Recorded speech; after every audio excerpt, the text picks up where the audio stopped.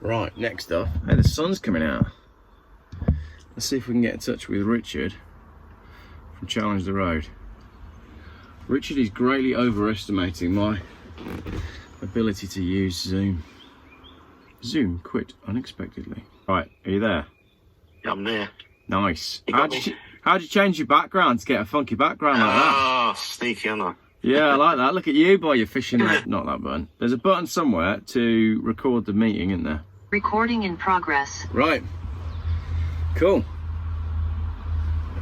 You ready? You're ready, yeah. Cool. Good afternoon, ladies and gentlemen. I have Richard from Challenge the Road, and I have a list of things to talk about. So, Rich, today I want to talk to you about Rowan Atkinson and how he killed the electric car industry. Whoops. Harry Metcalf's latest video on EVs that went out last night. I want to talk about bargains in the EV world. I want to talk about your time with your Porsche Taycan, because I think you've got some things to reveal to people. You might possibly be getting rid of it. And lastly, something that I touched on my live broadcast, I want to talk about your experience of becoming successful and not turning into a massive knob in the process. Talked a little bit in a video the other day about people at the top and how they end up treading all over people and losing their humanity in the process. So you've done pretty well and have done a number of different business things. So I think you've got some stuff to share on that. So if that's all right with you, that's the plan for today. Yeah, let's go. Cool. Right. So it's been a pretty funny week this week for news stories, hasn't it? You've got the House of Lords who turned around and said Rowan Atkinson has killed the EV industry and the government now wants to battle misinformation online. What do you reckon? Well, he's only told the truth, and you know, it's I know that Harry's video we talk about, but basically, you know, I knew early on that EV is not really going to work for most situations for people. We knew that. I mean, all my videos I done early on, I said I can't see how this is going to work. I mean, I was in one of the first e-trons when they first come out, and I thought this isn't going to work for me. You can't have this variable range. So I think that going to your point of them coming to people, maybe like yourself, Harry, you know, bigger YouTubes than me, I think, and even Rowan in the press. At the end of the day, you're only saying as it is. Yeah. And that's what he's doing. And also you've got to remember that he's a very clever guy. And if you look at his background in engineering, it would be, quite a silly person, I think, to take on, because he's very knowledgeable. He had a degree in engineering, didn't he, in cars? And because I read his article, I think you showed a while ago. And he was correct, but I think the main thing is that, we all want to be more eco-conscious, but we're finding out that this isn't probably the best way. Yeah, and I think there's a big difference as well, isn't there, between trying to consume less and be better with, using less plastic around the home. The stuff that you can do that actually sort of makes a difference. But then when you find out that like a whole entire agenda has been foisted on the people with like the wrong goals in mind environmentally, it's quite a big pill for people to swallow. And as you said, Rowan Atkinson, I feel like it's stupid that I have to clarify this. He hasn't done anything wrong. This is a very intelligent man who's absolutely a car guy. I mean, wouldn't you? I don't know if you'd ever be able to get behind closed doors, but I bet he's got a car collection to die for, don't you think? Well, I mean, he had the McLaren F1. Yeah. Most famous, cars, the most famous McLaren F1 owner, and he had it in that gorgeous purple colour. And yeah, so this is a car guy that is kind of like. The other thing as well, I said this on a video yesterday, he's like universally respected. I can't find anyone that doesn't like Rowan Atkinson, whether it's for like his content that he's put out, his career, the way he seems to conduct himself. He just seems to be like a really decent guy, and the media have decided that it's all his fault for writing a very, very good article that was quite balanced. Yeah, and I think obviously the government just keep making mistakes. And I think that's half the problem. We were forced into diesels a lot of the time. And actually, with the diesels now are very, very good because over time they got better. I think the EV thing was another thing we were trying to be forced into without, I know we're going to come on to that a bit more, but they've obviously made a mistake. And they should have probably just gone to hybrid first. Yeah. and then we could have just had a bit of a go and seen. I feel like I'm just still a guinea pig. For what's going on. So that's, and we want to be, to tell the truth, the experience of driving an electric car is very good.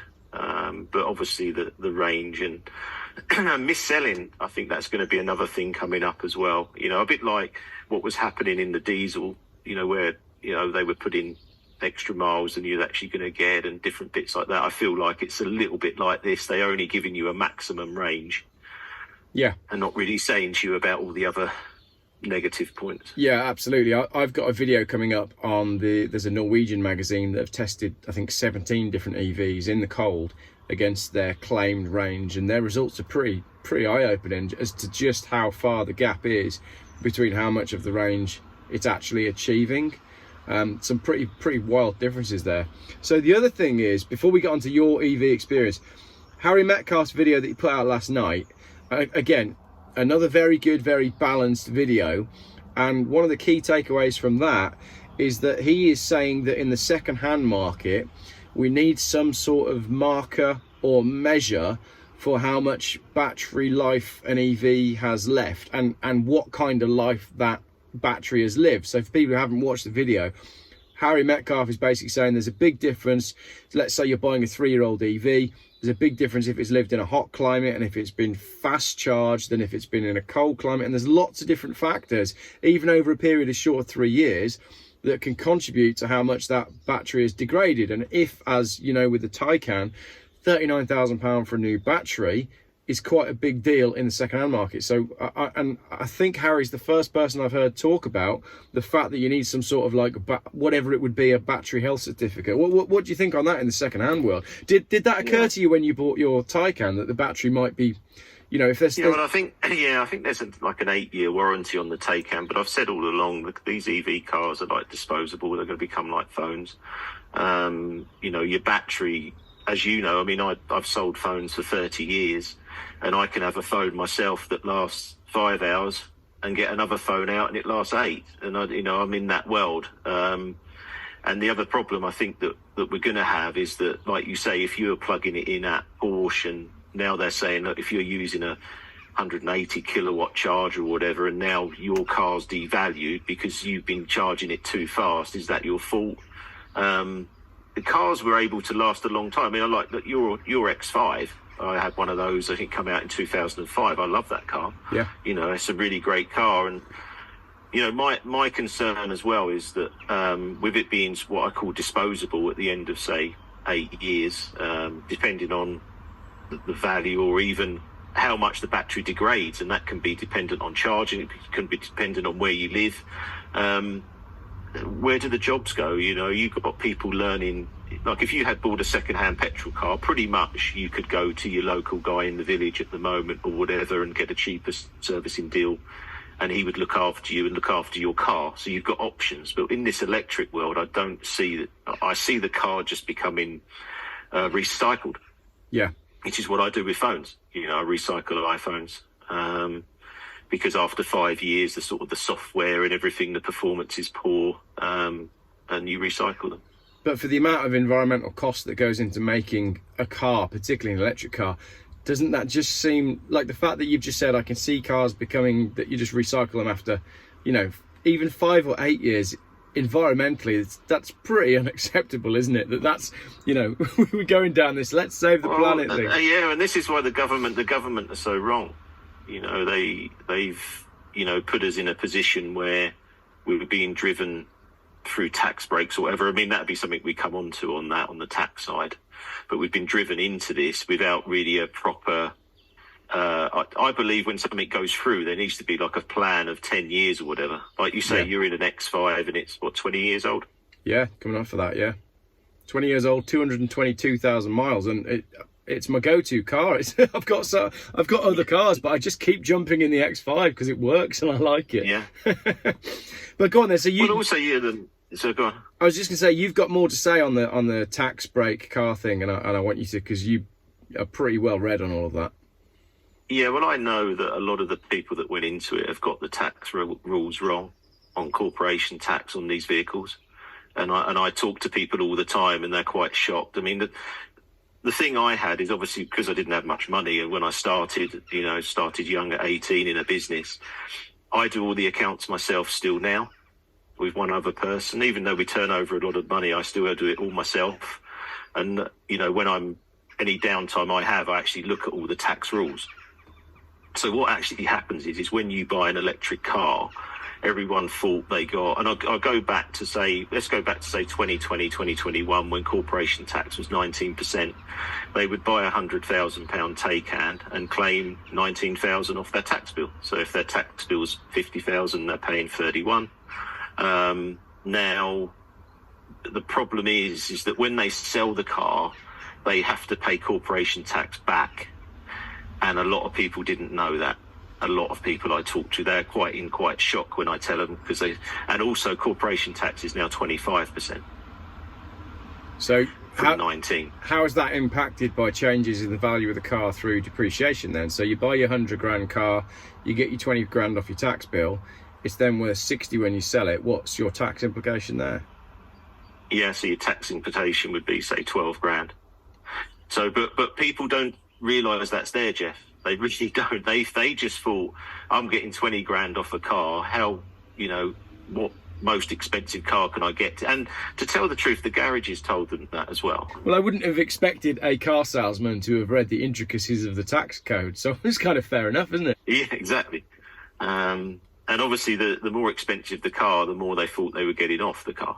Okay, so that's an interesting one for people that have bought these cars. Are there any changes happening on the company car tax, electric car thing? Can you see anything that's going to change and impact the market? It's difficult at the moment because I'm obviously in a Taycan at the moment, aren't I? So I know, I just feel that these prices are just going to keep dropping and dropping. Yeah. And then so our third point, we said about EV bargains, but you are looking at cars. I think it was the Renault Zoe, and I haven't driven one, but is it like 65% down after a year? Yeah, they're huge. It's a massive amount, and it's, you've invested 30,000 and now you're at 10 a year. Where are you really? 2 grand? The one forum that I'm quite active in is the one that I keep an eye on a lot is the Volkswagen ID Buzz. And there's a lot of people that bought these ID Buzzes at a premium when there was a waiting list. And they are now finding that they owe far more now than this you can buy one new for. The new prices just keep dropping, and the people that bought early on are kind of staggered by just how cheap the deals are now, considering there was a 2-year wait list. I also saw in the comments on one of my videos the other day, or it might have been a comment on Harry's video actually, the Audi e-tron. Are we seeing those for £20,000 now? That seems a bit cheap to me. Yeah, well, that was the first one I drove. So they were about 65, 70,000. I've got friends with them, and they just can't give them back.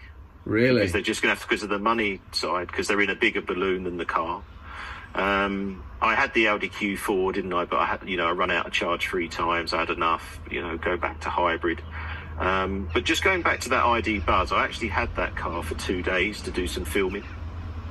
And I've never released the video because it was so bad. In the end, I didn't release it. What was your problems with the car? I thought it was out of control. Really? I drove. Obviously, I drive a lot of cars, but I really like the look of it, and I thought, because I went in there to look at a camper van. Yeah. And I ended up getting the iBuzz for 2 days. Yeah. I said, can I borrow it? And I went and picked up my daughters from school, and they wouldn't get in it, which wasn't a good start because it was like the yellow colour. They said, Dad, we're not getting in, and I'm messaging them, but I can see them. I said, well, you're going to have to get in because I've got to take you home. Hang on then. Said, we're not... Hang on. How old are your daughters? Well, they're about 12 and 15. Right, so they're not young enough. They're not young enough to think that it's cool. And then they said, can you drive a bit further down so you're not out the front? So I thought, oh, right, okay. So then I went out, but the reason I say that is because these electric cars have really rear suspension problems, and the Q4 had this as well. So when you drive it, I just felt like I was on a roller coaster, like I was up a bit higher, and I didn't have control of the car because I didn't have any feel, and it just felt, and I thought, I'm going to crash this. Wow. That's how I felt. I think I'm going to crash this car. And I sort of was really excited about the car until then. And then when I done the video, because, you know, sometimes you build up your thing, don't you? Think, oh, this is going to be a fun car, and I'm looking at a camper van, and is this it? You know, but then I thought I can't take it to Devon anyway because I'm not messing around with chargers. Yeah. And then to drive it, I just thought it was. Well, and I didn't put the video out, to tell the truth, because it wasn't. I don't know. I don't normally try. I try not to put it out to me, but I knew I would get slated if I put the video out, so I thought I can't even bother to put it out. This is where it's interesting to monitor some of the owners groups, because you can see the honest feedback from people, and you watch people's journey. So you got that initial, you know, the first picture of the car outside their house. Yeah, I've got my car. Yeah. And then a few days later, it's like, has anyone else had this software problem? Right. Yeah. And then it's like, oh no, it's going back to the dealer. And you see this happen like over and over again. But like you, when the Buzz first came out, I just looked at it and went, that's wicked. That's a car I want to get in. Yeah. But then I drove one, and he's like, yeah, all right, not bothered. Very forgettable. And the depreciation. Yeah. Because obviously that's part of my channel, really, is trying to buy cars at the best price. And I thought, I don't want to lose 35,000 in a year or more. I don't care how much money you got. I don't want to lose that, you know. So 700 Porsche Taycans currently on Auto Trader. Are there 700 buyers out there? There could be 701 soon. I don't. Yeah, to tell the truth, I've done 4,000 miles in the Taycan now. That's good going, because you haven't had it long, have you? Yeah, no. I've put what did I get it? Just trying to think. Probably 2.5 months. Mm. So I really like driving it, but like I'll give you an example. I thought, you know, when I had the Range Rover from JLR. The Range Rover from JLR that you couldn't then insure. That I couldn't lock. You couldn't lock. No. So I thought, I'm going up to watch my football team. I won't tell you who they are, because we lost as well. But and I thought, I don't think I can get there and back in the Taycan. And I haven't watched them because it's my 50th birthday year. I thought, I've got to watch my football team because I've never watched them at home. And I rung up Land Rover and said, can I have the car another day? Which they allowed, because I wanted to be able to, because we didn't get back till 3:30 in the morning. Yeah. That's a long drive, and on the way back, actually, I didn't stop because my daughter had school the next day, and I thought, you know what, I'm just leaving and I'm not stopping.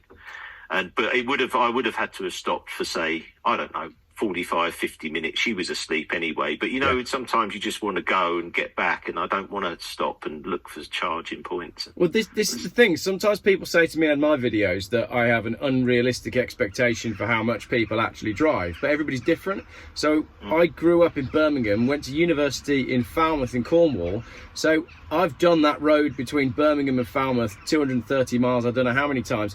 It would never occur to me to stop on that journey. Whereas there aren't many EVs that you can do 230 miles without stopping, unless you can guarantee you can charge at the end. And that's just the way I like to drive. I think the Taycan's a very good car, but I just don't feel it's a single car. Yeah. But it's not really. I wouldn't have it as a weekend car. So I don't know where it sits in. And the only reason I bought it was because obviously people were messaging saying I know nothing about EVs, but not realising that I've already had an EV. I mean, at the moment, I've got the Taycan, I've got the Q5 hybrid, and I've still got my diesel Ford van. Yeah. So I've got every combination. That was the whole reason of the channel. I'm driving everything. So the next car for me I will go back to hybrid, I think. Yeah. And probably a Taycan.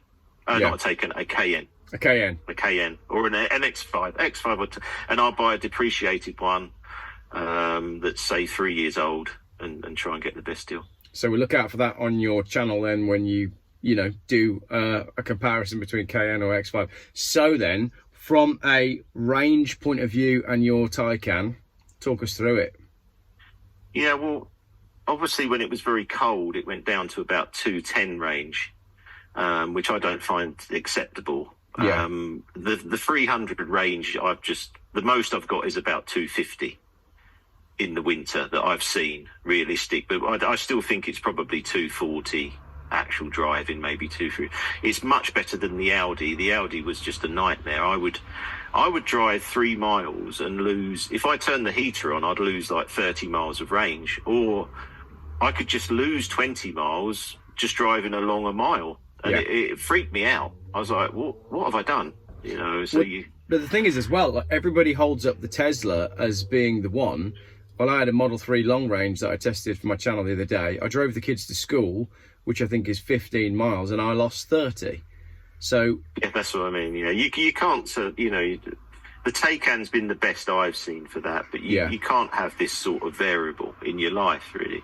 And I think since sort of COVID and stuff, I want to do more travelling than ever, if I'm honest. And it's interesting that you said that you find 210 unacceptable, but for a lot of these EVs, 210 is the start point. 210 is the claimed range. You know, on that's what I mean. They're at 160. You know, the ID Buzz, the range was pathetic. Yeah, it was really bad when I had it. I just thought this is like 180 or something. I thought. Yeah, it's crazy. It's no good, you know. Well, and again, you go back to your big old diesel. When you get to 100 miles left, your fuel light's coming on. Like, that's the point. I know. And that's where these cars are starting. So, So do you think your Taycan is going to be finding its way to Auto Trader sometime soon? Yeah, well, I've already spoken to VVS to sell that for me. I've actually had some people message me who want to buy the car. Yeah, I mean, it's a good car, as though if it suits what you do, but. And I love it to drive. I love it to drive, but I've obviously, what was it, 105, and I paid 65. But you know, I probably get 65 back at the moment. But whether that was obviously going to go to 40, 45, and the thing is, now the summer's here, I want to go out more. Yeah, you know, because the winter's been here, I'm able to sit in my office like I am now and work. But when the summer's here, I'll be out. I want to do some golf, do fishing, and I don't want to feel restricted. Yeah, good stuff. Right then, I think so. We kind of covered Rowan Atkinson, Harry Metcalf, battery life, EV bargains, and your Taycan. Talk to me about your journey, career, life, and I can't remember where this one came from, but it was to do with people becoming arses when they become rich and powerful, and you know, once they reach that stage. And there's a lot of things that we see in the media about businesses doing some really not good stuff. You know, we've had like the Inchcape Jaguar Land Rover stuff, and the guy who runs Inchcape was also involved in the post office scandal, and it got me ranting about people becoming less human when they get higher up the chain. Talk to me about how where are you at now, and how did you not become like that? Yeah, I think for me, I always wanted to try and stay the same, even though, you know, fairly successful now, but I've got, you know, a huge amount of friends that I've always had. I find it quite difficult with people that are quite wealthy, if I'm honest. And probably they find me quite frustrating. Just, you know, I remember like I could ruin dinner parties, you know, not myself. It's just like, you know, if people start talking about cars and then, you know, they realise that I've got a lot of cars and they can't work out how. Yeah. Because, you know, and I don't really, and I've pretty much stayed the same. Like I've got sort of, I had sort of a bit of a plan, you know, from my granddad back then. He said, you know, you need to spend 50% on your outgoings and try and keep 50% back in business. And I sort of worked to that. And also just trying to stay, you know, really humble. And, you know, I don't even, you know, like to maybe go, you know, at the front of the queue on rides at stuff and pay for that. I'd rather just wait in the queue with my daughters because, you know, I feel like, you know, I do worry about, you know, if you lose everything where you are. And I think if you can, you know, keep that in your mind, like, you know, my personal bank account, I would keep overdrawn, just because it keeps me focused, you know, and so every day I don't feel like I've got money. Yeah. I do remember that it very vividly when I first started to make quite a bit of money, that I was driving to work and there was a problem, and I kept thinking, why should I have this problem?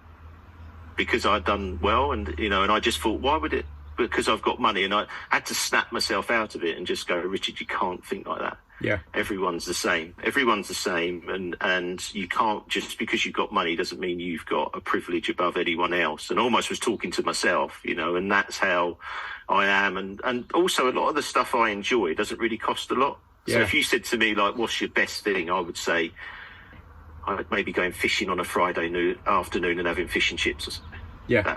That'd do me. I mean, I haven't got any jewellery. I think I've got a watch, but I wouldn't even know where it is. So I've got a wedding ring. And my wife's very grounded as well.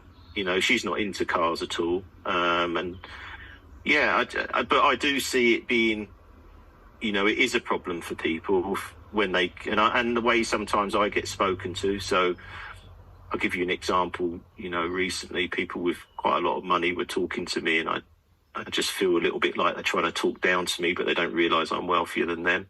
I remember when I bought my first fishing lake, and the people that owned it were in a Range Rover, and I was hang on. Sorry, everybody. That was when I bought my first fishing lake, not my first fishing rod.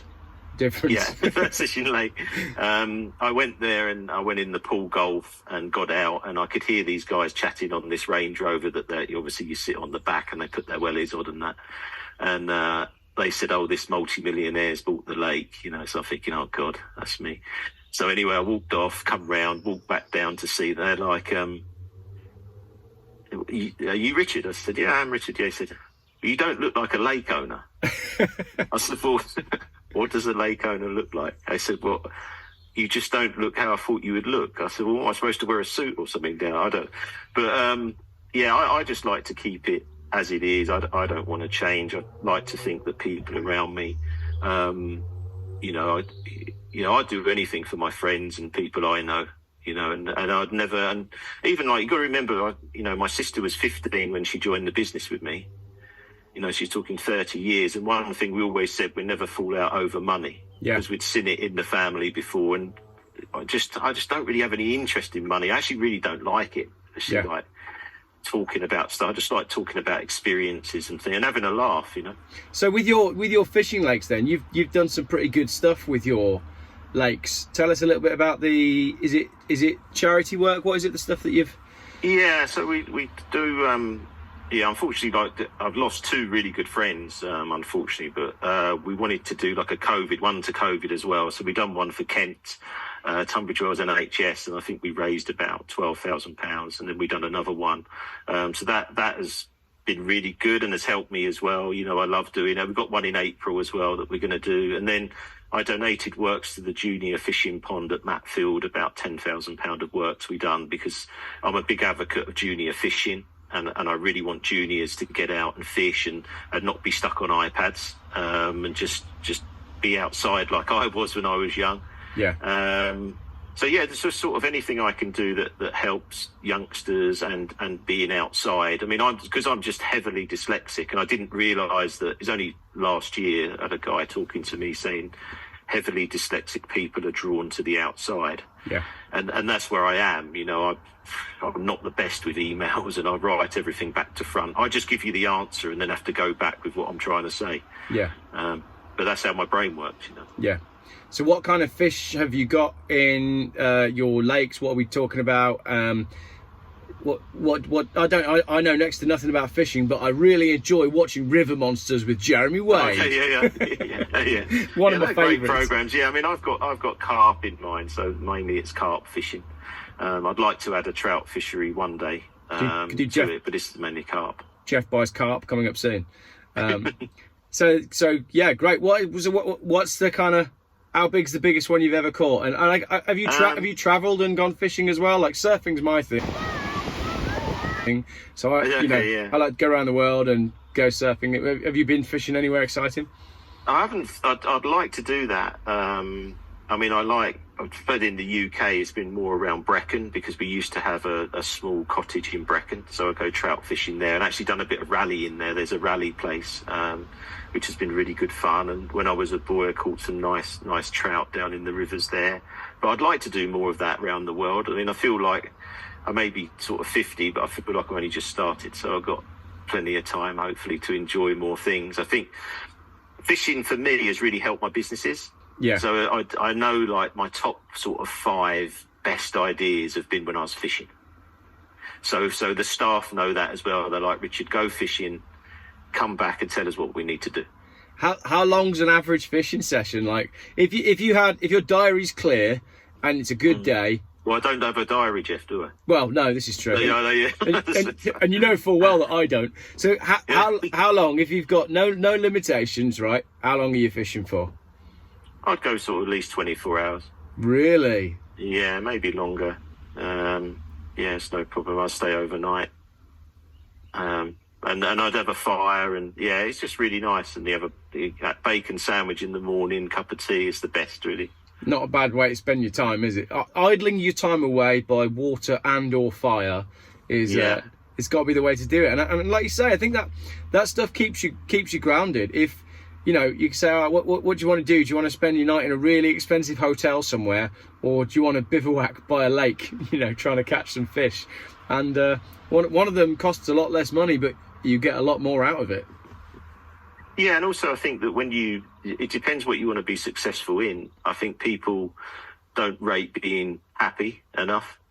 Yeah, fully agree. Like, I don't. If you spoke to people about me, they'd say I'm pretty happy most of the time, and I think that's quite a high rating to me. I don't rate myself about money or what I've got. I couldn't care less.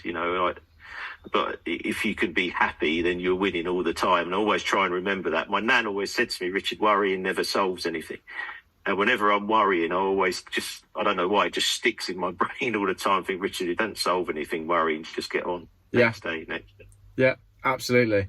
Last thing then, speaking about worrying, people worrying about the Range Rovers getting stolen. How are you doing on all that?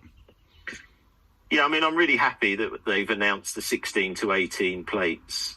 With this BCM upgrade, I'm really, really pleased with that. Tell the truth, it's been really tiring. Yeah, you've worked. I've put in, I've had a lot of sleepless nights. Thinking, have I bitten off too much? On trying to do this, and I've really put in a lot of effort and had to think, because obviously I don't want to incriminate myself. And the BBC Radio one, I think they were out to catch me out. But also I wanted to help people and progress it. But I was actually just doing some numbers here, because they never really wanted to tell me how many cars. Yeah. But I think that from their latest update, I'm getting a bit more of an idea. So their latest update said that the 15 million investment will now be 500,000 cars. So that's the first time I've seen a figure. So from 16 to 22, there's 500,000. They're on 83,000. Yeah. So you're probably 20% through. But that's the first time I got some numbers. But yeah, I have that call every week with them. Yeah. And they're sticking to that. And I just give them 3 things, come back to me. And I look at all the comments and I just work through what's the 3 most important things. But it's been interesting that we can change things. Yeah, absolutely. I think it just says a lot about people power. And when people are passionate about making a positive change, you can do something. There's strength in numbers, isn't there? Yeah, and everyone's on side, and we want the cars to be as robust as possible, and help people really. And yeah, the feedback's been great. As I say, it's just been a little bit tiring, because I'm trying to think for us and I don't own a Land Rover at the moment, but I'm trying to think for everyone else and put it in a nice way to them, to not rub them up so much they won't ever talk to me again. Yeah. And also try and get my way. Yes. So, but I think it's actually, I'll just say Friday, I was really happy to get 16 to 18s. And I know now we've got to go back again and try and get, but they've got to deliver on it now as well, haven't they? And they've also got this big target, which is, we've just had all of the media furore about the top 10 stolen cars of 2023. All of that's just come out. This time next year, we're going to be looking at the top 10 stolen cars of 2024. And from your point of view, and Range Rover's point of view, and everyone's point of view, it'd be nice to see those models knocking their way down the list, wouldn't it? Yeah, and I think that obviously I've got this insurance plan coming out as well, which I'm at sort of paperwork stage with an insurance company, but I do think that's individual Range Rovers are very difficult to insure. Yeah. You need a multi-car policy or other things like your home insurance involved, which took me time to sort of work out with them. So I've got that coming along, and then hopefully everyone will be be able to get a better deal, because an individual Range Rover, you're still 5,000 to 10,000, Geoff. That's a crazy amount of money. It's just no good. And I don't even think on the JLR insurance they really want individual owners, because they're only using a broker anyway. So everyone's got the same things. And I think it 12 to 24 months for it all to hopefully start to settle. Yeah. All right. Well, we'll look out for that. Right. Oh, great. I'm off for a little. I've got a little YouTube break coming up. But when I'm back from my YouTube break, I want to go fishing with you. You can show me what it's all about. Yeah. And I think And the go-karting challenge. and we've talked about electric go-karting as well, so we'll get that done. Right, thank you very much, Rich, for catching up with us. Lots to digest there, and hopefully by the time I speak to you again, things won't have changed too much. Like we're in such a state of flux with everything at the minute, and like everything changes by the day. It'd be nice if I can come back from my break and say, yep, everything's where I left it. Yeah. Awesome. I'll Okay, all right. Cheers, Geoff. catch See you later. soon. Thank Bye you. bye.